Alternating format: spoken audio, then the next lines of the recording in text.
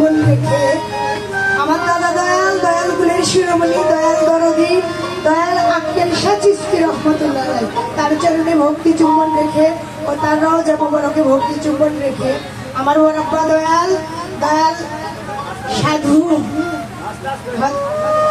সুলতান শাহ চিশতি রহমতুল্লাহ আলাইহি তার চরণে ভক্তি চুম্বন রেখে ও তার রওজা মোবারকে ভক্তি চুম্বন রেখে একটু মোটা করিও বোকা সাধু গুরু সকল চরণে আমার মস্তক ধন্যবাদ।